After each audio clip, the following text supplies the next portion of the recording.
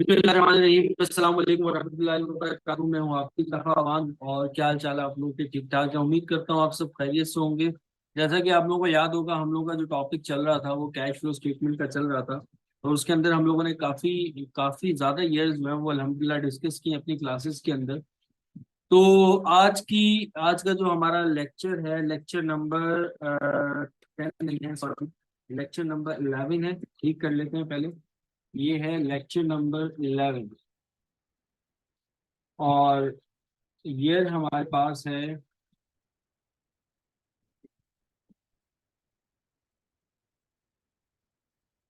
2019 private. और इसका question number 5 जो है वो आज हम डिस्कस करने जा रहे हैं। काफी स्टूडेंट्स ने ये फरमाइश की थी कि सर इस क्वेश्चन को जो है वो आप सॉल्व करके दिखा दें। तो इस क्वेश्चन को हम सॉल्व करते हैं। कुछ नई चीजें आज हम लोग पढ़ेंगे इस टॉपिक के अंदर। तो चलिए स्टार्ट करते हैं क्वेश्चन को कि क्वेश्चन में आपको क्या बताएगा। क्वेश्चन में आपको बता रहे हैं the company balance sheet of current product of at June 30, 2015 and June 30, 2016 appear as under। 2015 और 16 की आपको इंफॉर्मेशन जो है वो बताई जा रही है। इसका मतलब ये हुआ कि जो 2015 होगा वो हमारे लिए ओपनिंग बनेगा और जो 2016 होगा वो हमारे लिए क्या बनेगा, एंडिंग बनेगा। फिर उसके बाद आगे जो है वो ये मतलब कि आपके पास 2016 जो है वो एंडिंग हो जाएगा और 2015 जो है वो आपके लिए ओपनिंग हो जाएगा। जो पिछला साल होता है वो हमारे लिए ओपनिंग होता है, जो करंट ईयर होता है वो हमारे लिए एंडिंग होता है। तो कैश का बैलेंस बता रहे हैं, अकाउंट रिसीवेबल का, मर्चेंडाइज इन्वेंट्री, बिल्डिंग, फर्नीचर और शेयर डिस्काउंट। आज एक नई चीज आ रही है, वो क्या है हमारे पास, शेयर डिस्काउंट। कि अगर शेयर डिस्काउंट आ जाए उसका ट्रीटमेंट क्या होगा, उसको हम किस तरीके से करेंगे वो हम पढ़ेंगे। शेयर डिस्काउंट आपका 2015 में जीरो था और 2016 के अंदर आकर के 8,000 हो गए, यानी कि जीरो से 8,000 पे गया। आपका शेयर डिस्काउंट जो है वो क्या हो रहा है, इंक्रीज हो रहा है। और फिर उसके बाद आगे अलाउंस फॉर डेप्रिसिएशन बिल्डिंग का बताया जा रहा है, अलाउंस फॉर डेप्रिसिएशन फर्नीचर का बताया जा रहा है, अकाउंट्स पेएबल, शेयर कैपिटल और रिटेन अर्निंग बताई जा रही है। आगे नीचे एडिशनल डेटा के अंदर कह रहे हैं कि fully depreciated furniture costing ₹15,000 was discard with no salvage value. कह रहे हैं कि एक फुली डेप्रिशिएटेड फर्नीचर था जिसकी कॉस्ट कितनी थी, 15,000 थी, उसको आपने डिस्कार्ड कर दिया विद नो सेल्वेज वैल्यू, उसकी सेल्वेज वैल्यू भी नहीं है। अच्छा देखो बेटा, फुली डेप्रिशिएटेड का मतलब क्या होता है? फुली डेप्रिशिएटेड का मतलब होता है जितनी उसकी कॉस्ट है उतना ही उसका डेप्रिसिएशन होता है, याद रखिएगा। फुली डेप्रिशिएटेड है ना, फुली डेप्रिशिएटेड का मतलब ये है। अच्छा, फुली डेप्रिशिएटेड के आगे अगर वो ये वर्ड भी इस्तेमाल कर रहे हैं, विद नो सेल्वेज वैल्यू, इसका मतलब ये है कि आपके एसेट का की जो कॉस्ट है उतना ही उसका क्या है, डेप्रिसिएशन है। यानी कि आपके एसेट की अगर कॉस्ट जो है वो 10,000 है, तो अगर वो फुली डेप्रिशिएटेड है विद नो सेल्वेज वैल्यू, तो उसका डेप्रिसिएशन भी कितना होगा, 10,000 होगा। तो ये बात आपने याद रखनी है। तो अगर फुली डेप्रिशिएटेड आ जाए तो फुली डेप्रिशिएटेड का मतलब होता है कि no salvage value, sorry, fully depreciated का मतलब होता है आपके पास कि जितनी उसकी कॉस्ट है उतना ही उसका क्या है, डेप्रिसिएशन है। अच्छा आगे चलते हैं। आगे आपको देखिए क्या बताया जा रहा है, आगे बताया जा रहा है कि during the year 8,000 shares were issued for cash at ₹9 पर शेयर। कह रहे हैं कि इस साल के अंदर हमने 8,000 शेयर इशू किए और एक शेयर हमने ₹9 का इशू किया। Cash dividend declare during the year ₹28,000। Cash dividend declare किया उन्होंने 28,000 से। An addition to the building was made during the year at a cost of ₹74,000। कह रहे हैं कि एक बिल्डिंग के अंदर हमने एडिशन की है, यानी कि अब बिल्डिंग को परचेज तो नहीं कर सकते, बिल्डिंग को आप क्या करते हो, एडिशन करते हो। जैसे कि आपके पास 3 मंजिला है, उसको 4 मंजिला कर दिया, यानी या फिर आपने उसका स्पेस बड़ा कर दिया। तो ये भी परचेज के ही जिम्मे में आ जाता है कि आपने इसको बिल्डिंग को क्या किया है, पर जैसे अदर एसेट्स को आप परचेज करते हो, बिल्डिंग के अंदर आप क्या करते हो, एडिशन करते हो। और आपको इसकी क्या बनानी है, कैश फ्लो स्टेटमेंट।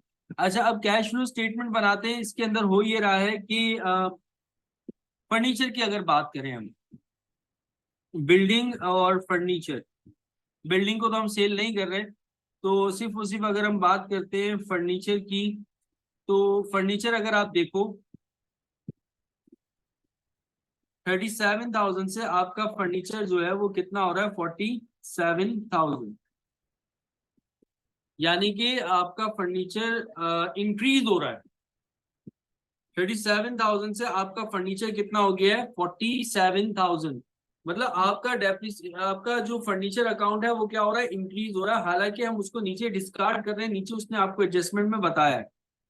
तो अब होगा ये कि जैसे कि मैंने आपको अपने पिछले लेक्चर्स के अंदर भी बताया था, अब दोबारा मैं आप लोगों को बता रहा हूँ कि अगर ऐसी सिचुएशन आ जाए किसी एसेट को आप सेल कर रहे हो, और सेल कर रहे हो या डिस्कार्ड कर रहे हो या आप उसको एक्सचेंज कर रहे हो, तो उसके एसेट की वैल्यू में क्या आएगी, कमी आएगी। लेकिन यहाँ पे तो उल्टा हो रहा है, एसेट की वैल्यू बढ़ रही है। तो ऐसी सिचुएशन में आप दो टी अकाउंट्स बनाओगे, दो लेजर्स बनाओगे, एक उस एसेट का और साथ में उसके डेप्रिसिएशन का। तो अब हम टी अकाउंट्स बनाते हैं। एक मैं फर्नीचर का टी अकाउंट बनाऊंगा और साथ में अलाउंस फॉर डेप्रिसिएशन का टी अकाउंट बनाऊंगा, और फिर नेट इनकम की कैलकुलेशन करूंगा, और फिर उसके बाद हम आगे चलेंगे।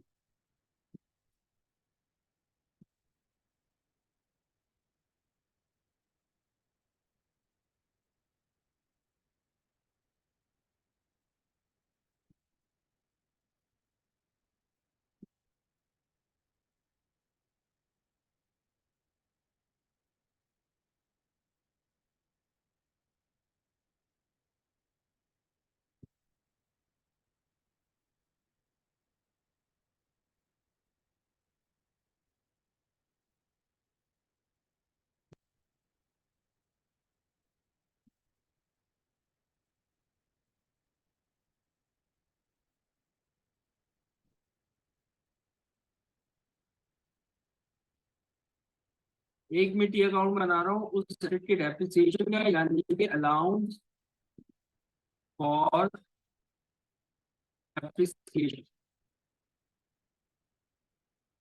और एक मैं टी अकाउंट बना रहा हूँ फर्नीचर का।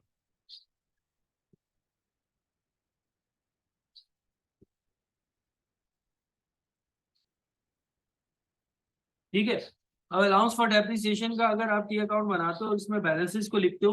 अलाउंस फॉर डेप्रिसिएशन जो फर्नीचर का था वो शुरू में 30,000 था, और फिर एंडिंग कितना हो गया, 20,000 हो गया। शुरू में 20,000 था और फिर एंडिंग कितना हो गया, 20,000। तो इस बैलेंस को ओपनिंग बैलेंस क्रेडिट साइड पे लिखूंगा, 30,000, और एंडिंग बैलेंस में डेबिट साइड पे लिखूंगा 20,000।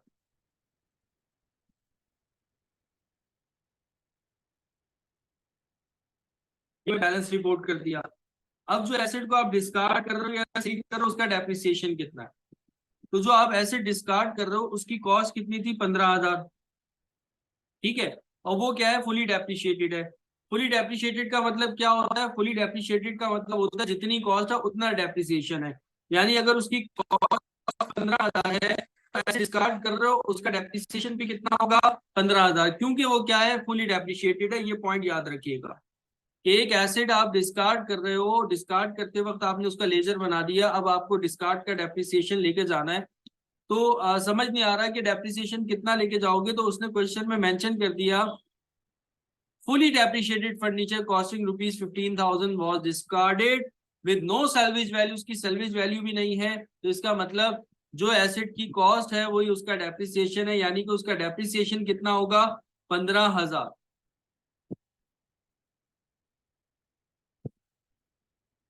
और डिस्कार्ड या सेल का जो डेप्रिसिएशन होता है वो हम कहाँ लिखते हैं, डेबिट साइड पे लिखते हैं। तो अब मैंने डेबिट साइड पे लिख दिया 15,000, ये डिस्कार्ड का डेप्रिसिएशन।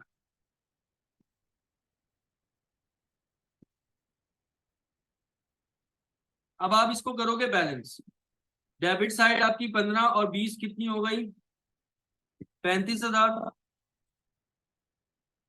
और ये वाली 30,000 है, तो 35,000 में 30,000 आप माइनस करोगे, 5,000 का आपका क्या होगा, डेप्रिसिएशन, जिसको आप कैश फ्लो स्टेटमेंट में रिकॉर्ड करोगे।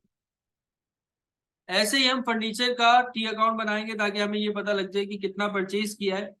तो फर्नीचर का जो ओपनिंग बैलेंस है वो आपके पास है 37,000 और एंडिंग बैलेंस है 47,000। तो 37,000 बैलेंस दिखा, फर्नीचर का बैलेंस डेबिट साइड पे आएगा और फिर इसको मैंने क्रेडिट साइड पे लिख दिया 47,000।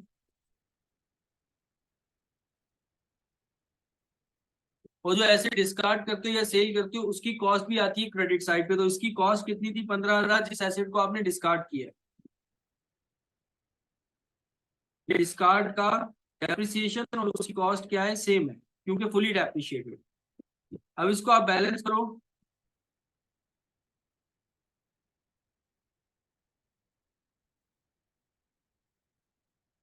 तो आपकी क्रेडिट साइड है 15,000 और 47,000 कितना बनेगा? 62,000। 62,000 यहाँ भी लिखा, 62,000 मैंने यहाँ भी लिखा। 62,000 में से 37,000 माइनस करूंगा तो 25,000 का हमने एसेट क्या किया है? परचेज किया है। क्योंकि हमारी जो डेबिट साइड कम पड़ रही थी वो 25,000 पड़ रही थी। तो ये हमने दो टी अकाउंट्स बना लिया। अब हमें पता लग गया कि हमने फर्नीचर का डेप्रिसिएशन कितना रिपोर्ट करना है और साथ साथ हमें ये भी पता लग गया कि हमने फर्नीचर को कितने से परचेज किया। अब कैलकुलेशन कर लेते हैं नेट इनकम की भी लगे हाथों, क्योंकि क्वेश्चन में नहीं दी।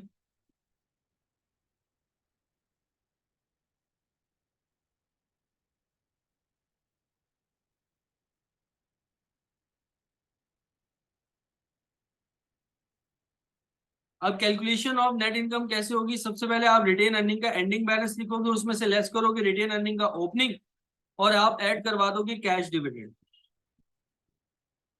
एंडिंग आपका 70,000 है, ओपनिंग आपका 40,000 है और कैश डिविडेंड आपको नीचे दे रहे थे 28,000 से।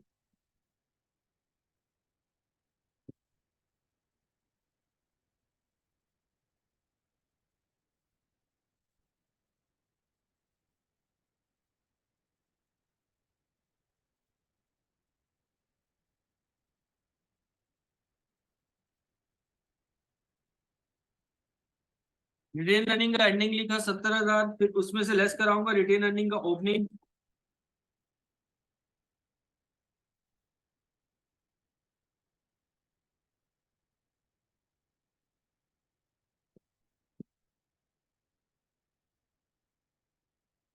और रिटेन अर्निंग ओपनिंग है 40,000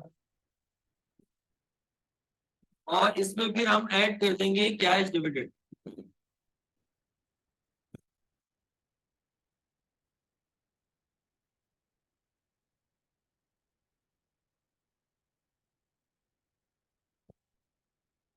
28,000 का क्वेश्चन लिखते हैं।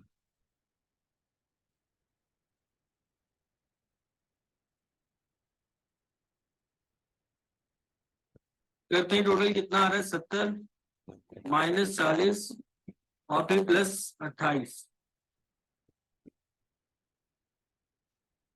58,000 हमारे पास बैलेंस आ रहा है नेट इनकम हमारी।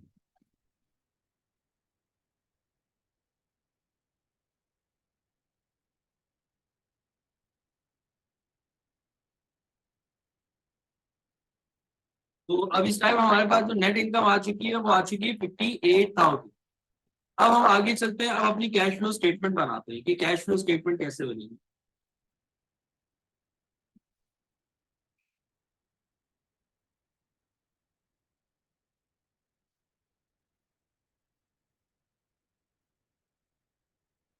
रिसेंट प्रोडक्ट कंपनी का नाम है।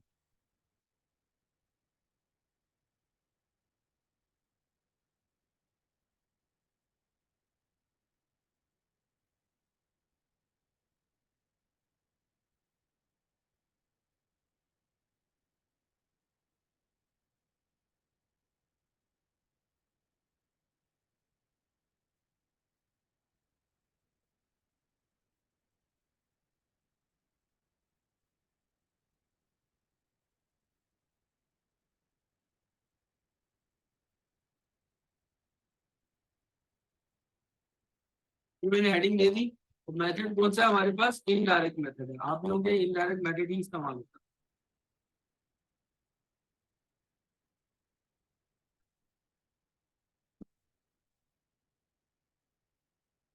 अब सबसे पहले मैं नेट इनकम लिखूंगा 58,000 जो मैंने निकाली।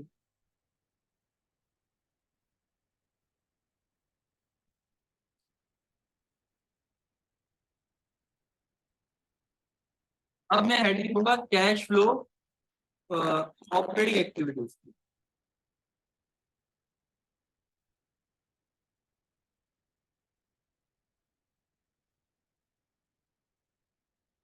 ऑपरेटिंग एक्टिविटीज में सबसे पहले मैं नॉन कैश एक्सपेंसेस लेके जाऊंगा, जिसमें हमारे पास डेप्रिसिएशन आएगा, फर्नीचर का डेप्रिसिएशन आएगा, बिल्डिंग का। दो एसेट्स आपको आई थिंक दिए गए थे, अभी देखते हैं। पहले हम डेप्रिसिएशन लिखते हैं फर्नीचर का, वो ऐड होगा।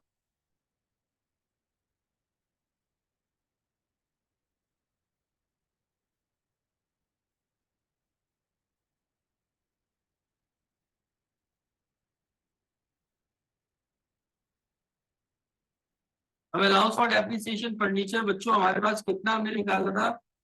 5,000 ताकि याद रहे कि ये फर्नीचर का। साथ में दूसरा फिक्स एसेट था हमारे पास बिल्डिंग। बिल्डिंग का डेप्रिसिएशन कितना था? 20,000 से 33,000, यानी कि इंक्रीज हो रहा है 13,000 से।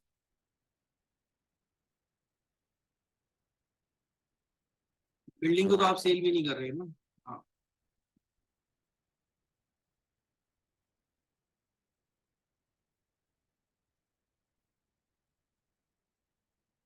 Allowance for depreciation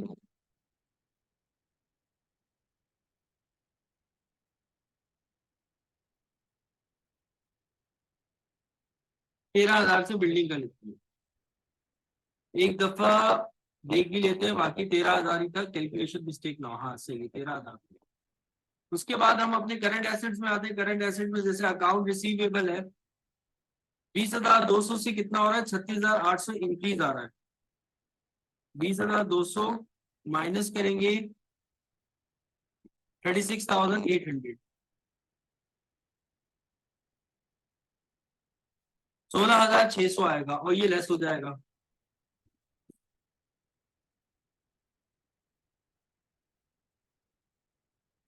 increase in account receivable,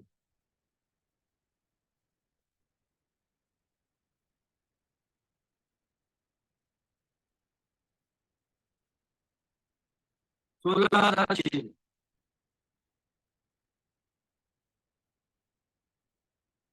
फिर उसके बाद देखते नेक्स्ट करंट एसेट हमारे पास कौन सा है।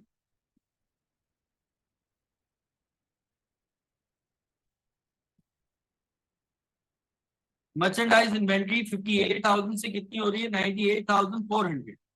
तो इसका भी डिफरेंस लेता हूँ, ये भी इंक्रीज हो रही है, यानी कि ये भी लेस होगी। 58,000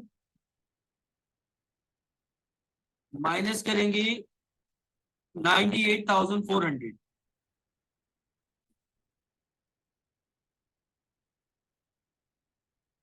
40,400 आ रहा है मेरे पास।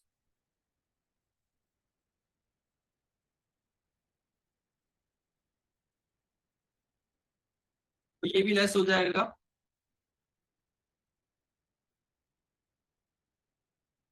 इंक्रीज,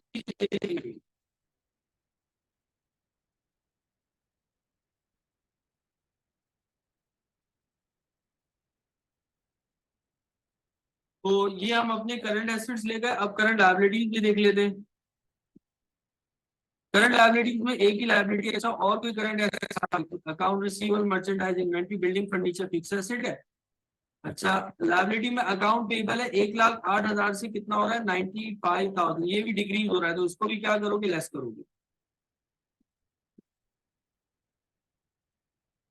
कितना डिफरेंस आएगा इसका चेक करते हैं।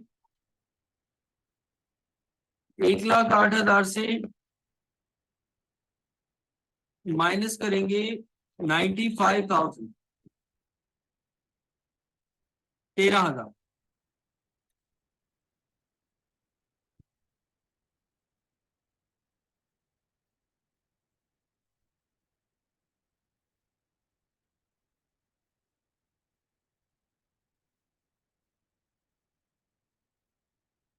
Decrease in account,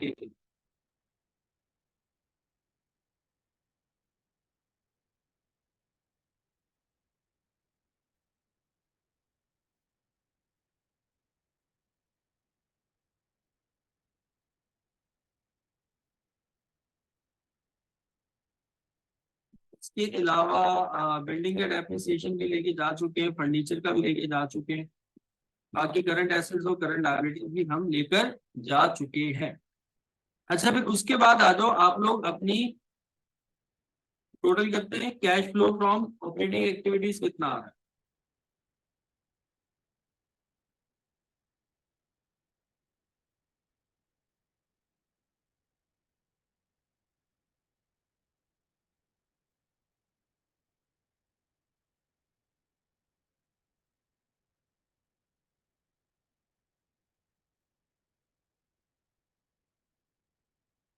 $5,000 plus 13,000 minus 16,000, 5,000 plus 13,000 minus 16,600 minus 40,400, फिर उसके बाद माइनस होगा 13,000। तो मेरे पास आ रहा है 52,000 माइनस में। 52,000 किस में आ गया? माइनस में।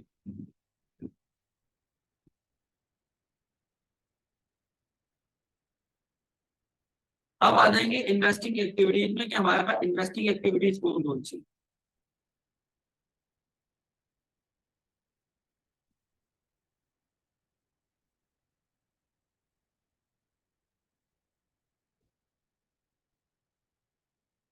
फिक्स एसेट्स आएंगे आपके इन्वेस्टिंग एक्टिविटीज में। फिक्स एसेट में बिल्डिंग, बिल्डिंग आपकी फिक्स एसेट में 2,26,000 से 3 लाख पे जा रही है, यानी कि बिल्डिंग आपकी इंक्रीज हो रही है। कितनी इंक्रीज हो रही है?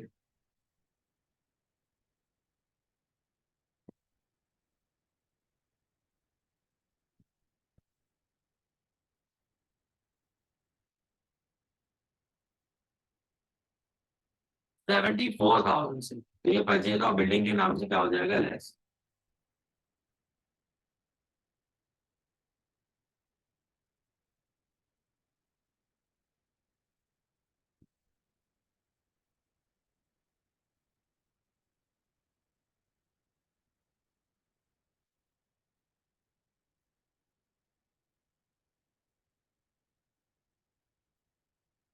परचेज ऑफ बिल्डिंग 74,000 से माइनस में। एक परचेज ऑफ फर्नीचर भी हमने निकाला था, ये अकाउंट की हेल्प से 25,000, तो इसको भी लेकर आऊंगा और इसको भी लेस करवाऊंगा।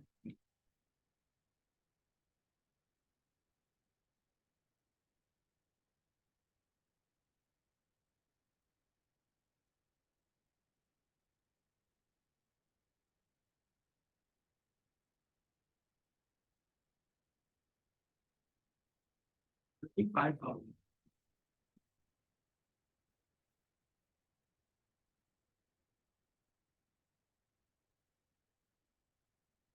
और कोई हमारे पास फाइनेंसिंग एक्टिविटीज है? ये आ जाएगा cash flow from, sorry, investing activities. Cash flow from investing,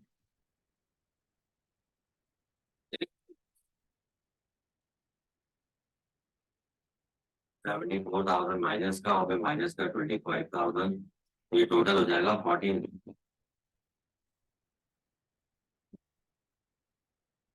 99,000 minus, 99,000 minus. तो आइए फाइनेंसिंग एक्टिविटीज पे, तो हमारे पास फाइनेंसिंग एक्टिविटीज कौन कौन सी?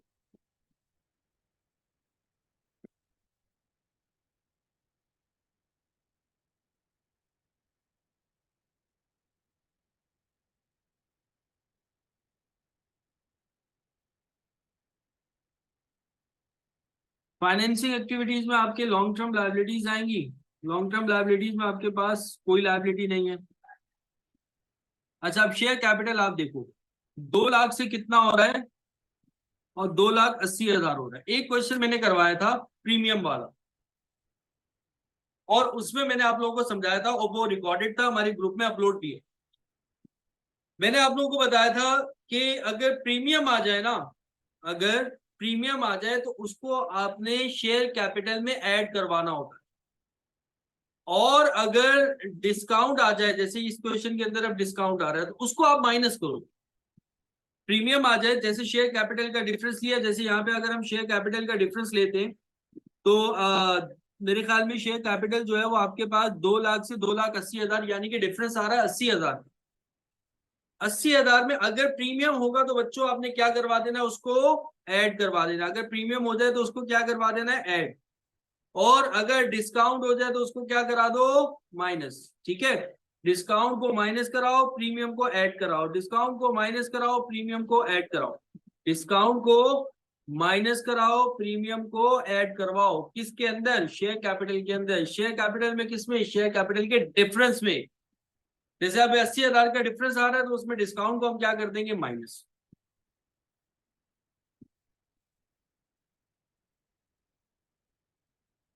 तो ऐड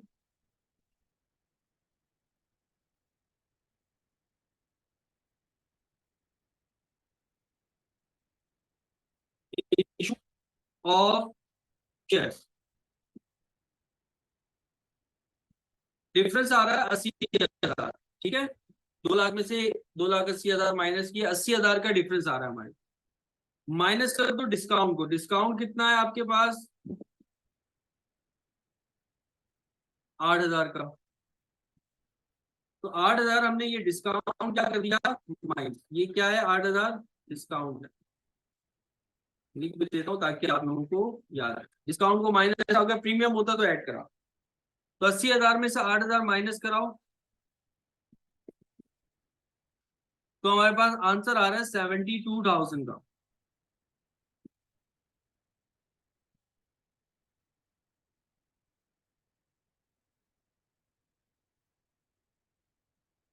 72,000 का हमारे पास आंसर आ गया, इशू ऑफ शेयर। इसके अलावा डिविडेंड अगर आएगा उसको आप लेस करा दोगे। कैश डिविडेंड था हमारे पास,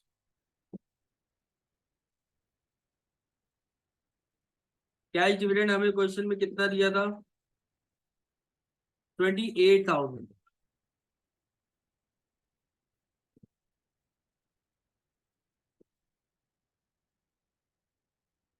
इसके अलावा देख लो और तो कोई चीज नहीं है मेरे ख्याल में। तो ये आ जाएगी आपके पास cash flow from financing activities. Cash flow from financing activities, 72 minus 28, 44,000 आ रहा है। ये बस में आ रहा है। अब हम ऊपर से टोटल करेंगे। पहले हम लेंगे नेट इनकम। नेट इनकम में जो है वो आप ऑपरेटिंग एक्टिविटीज जो है वो आप लिखोगे। नेट इनकम जो है वो हमारे पास 58,000 है, 52,000 माइनस होगा, 99,000 भी माइनस होगा, फिर 44,000 ऐड हो जाएगा।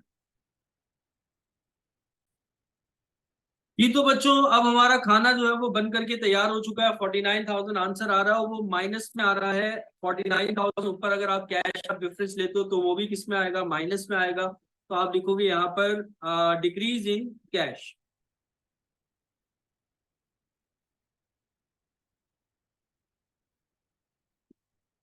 Decrease in cash. तो आज का लेक्चर कैसा लगा आप लोगों को, कमेंट करके जरूर बताइएगा। एक नई चीज आज आप लोगों को मैंने इसमें पढ़ाई है, वो क्या है, एक तो फुली डेप्रिशिएटेड का था। तो फुली डेप्रिशिएटेड का कंसेप्ट हम लोगों ने सीखा, और दूसरी एक नई चीज हमने सीखी है वो ये है कि अगर अगर अगर डिस्काउंट आ जाए तो उसको आप क्या कर देते हो, माइनस कर देते हो शेयर कैपिटल में से। अच्छा, कुछ टीचर होते हैं इसको ऑपरेटिंग एक्टिविटीज में डिस्काउंट को लेकर जाते हैं और वहां पर भी माइनस करवाते हैं। अगर आप चाहो तो उसको वहां पे ही माइनस करवा सकते हो, लेकिन सही तरीका कार ये है कि आप उसको जो इशू ऑफ शेयर्स है उसी में से क्या करा दो, माइनस, क्योंकि प्रीमियम को आप क्या करवा रहे हो, ऐड करवा। तो आज का लेक्चर इतना है। अपना ख्याल रखिएगा, मेरे चैनल को लाजमी लाजमी लाजमी लाजमी सब्सक्राइब कीजिएगा। अल्लाह हाफिज।